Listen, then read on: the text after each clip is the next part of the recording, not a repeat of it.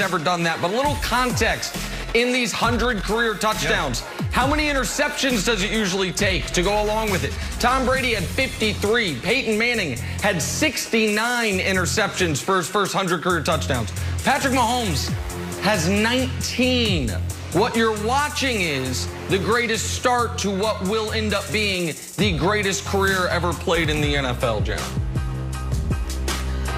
All right, well, Big Ben did not have a great game yesterday against the Cowboys by any stretch at all. Through 3 quarters, he looked awful and banged up. And if I'm being honest, he looked old. So how did the Steelers come back and beat the Cowboys yesterday? 1, Minkah Fitzpatrick was just a beast because he has been all season long. And 2, Ben Roethlisberger all but willed this team to win. His 4th quarter, 11 of 16, 144 yards, 2 touchdowns, 136 passer rating. This is a game the Steelers lose years ago under Mike Tomlin. Not this Steelers team, not this year, not with this quarterback, as this team now sits at 8-0. So Steelers won a game they almost lost, unlike the Seahawks, who lost a game they should have won. How about Josh Allen out-dueling Russell Wilson? Russ had an interesting day. Threw for 390 yards, 2 touchdowns, also had 4 turnovers. And that terrible Seattle defense continues to be terrible, very consistent, giving up 415 pass yards, 4 total touchdowns to Allen. Bills get the win. So, Brandon, let me ask you, bigger story here, Russ turning it over 4 times or Josh Allen torching that Seattle defense? You got to go with Russell Wilson, his struggles. I mean, you go back to the Arizona game, you can say he had a really good game outside of 3 plays. But when you turn on the film yesterday, this dude probably had his worst game in the last 2 years. This is my preseason pick as far as MVP. He just opened up the floodgates for everyone else to step up into this conversation. Now, when you look at what he did yesterday, the interceptions, turning the ball over, those are things that got him to this point of being in the MVP discussion, leading this whole discussion.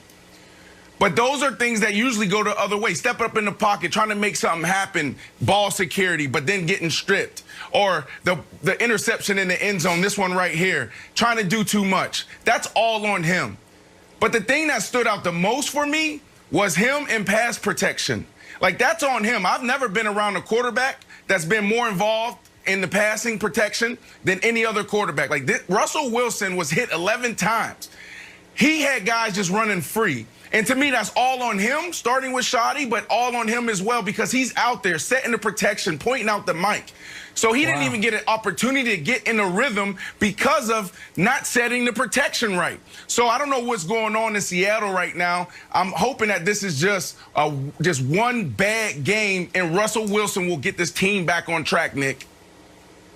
Well, I think I might know what's going on in Seattle, and Kevin Wildes was earlier on it than anybody. 3 weeks ago, he said the Seahawks are a sneakerhead missing a sneaker. This is a team that does one thing extraordinarily well, move the football through the air, and they're mediocre to awful at everything else.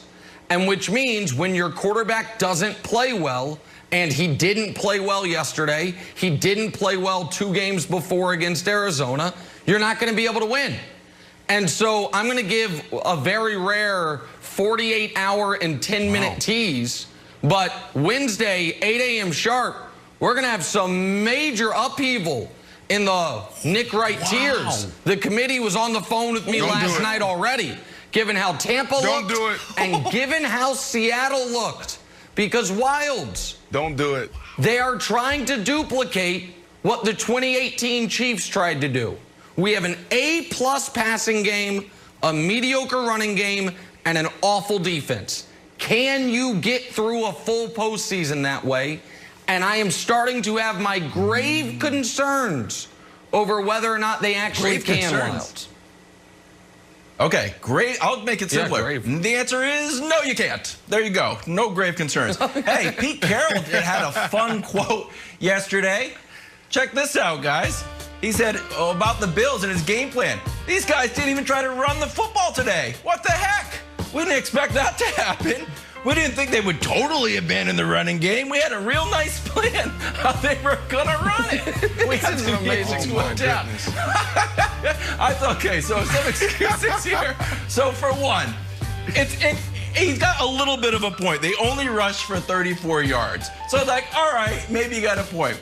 The third thing, Brandon, it's a little bit of a technical snafu here because when you look at worst defensive teams through the air, the Vikings are in third, and it says they gave up 288 yards. The Falcons are in second, and they give up 310 yards. And the Seahawks are in first, but you actually, instead of yardage, it's just a poop emoji. You actually have to click on the poop emoji and then see that they give up 362 yards. So it feels like the Bills saw that, and Pete Carroll didn't realize that, thought it was kind of a sneaky thing, but the Bills took advantage of their porous defense. So it's not Pete Carroll. He went in a little bit confused that teams were going to try to throw the ball on him. Well, I kind of understand this. When I first saw this, I was like, Pete Carroll, what are you talking about? You have the worst defense, the worst pass defense in the NFL, in history of the NFL. Why would you say this? Why would you even game plan this? But the more I thought about it, I said, I kind of get it. Well, you can't do everything great, so let's pick one thing. So they picked the run. And this was a great week to pick stopping the run because you got Josh Allen. Look at Josh Allen the last 4 weeks. He hasn't been able to throw an outcut, a 5-yard outcut. He's been throwing wobblers and ducks. So it kind of makes sense if you think about it. It's like, okay, if we stop the run, let's let this guy beat us, Josh Allen, who's shown to regress the last couple weeks. And and it turns out the cure-all is the Seahawks defense. But I want to talk about the other element of this game.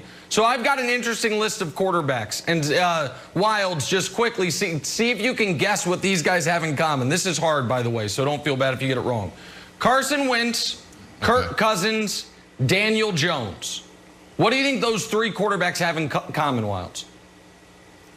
I would say Carson, something about turnovers. What is turnovers?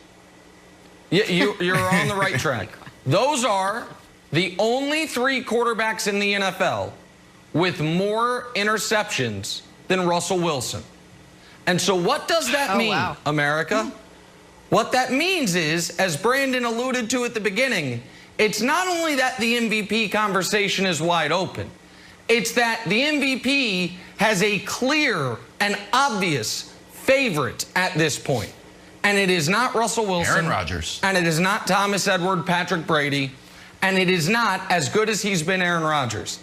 It is, unfortunately for everyone aside from me, it is Patrick Mahomes.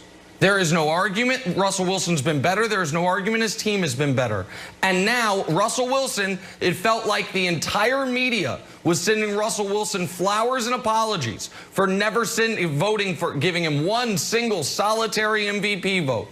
Well, Brandon, I knew you would unless go here. things change drastically, unless they change drastically, 2020 is going to be like every other year in NFL history, which is a year that ends with Russell Wilson, as great as he is, receiving 0 MVP votes because Mahomes and Rodgers have clearly separated themselves from the pack. Hey, see, look, I knew you would go here, so I did a little light research. Go back to 2018 when your boy Patrick Mahomes won the MVP. He threw 50 touchdowns, and he also had 12 interceptions. So we're halfway through this year. Another half to go. Russell Wilson's still on track to mimic what Patrick Mahomes did. If he can get back on track, which he easily can, because Russell Wilson is not a trendy player. He's not up and down. He doesn't go with the ebbs and flows. He is a guy that can ball week in and week out. So if he gets back on when he gets back on track, I should say, he will be right back there where he needs to be. Patrick Mahomes is not the clear-cut MVP right now. It's still Russell Wilson. He just opened up the floodgates for us to have these discussions. Wilds, I've got a bonus. He's still on track. He's still on track. I had a bonus trivia question. It'll come later. It's all that cooking. If he didn't cook so much, he wouldn't be throwing all those picks. Take a turn. Did Tom Brady prove Nick Wright last night with an absolute dud on national television? We'll discuss next. Speaking of turnover machines, Tom Brady. Let's see. Stuck in quarantine.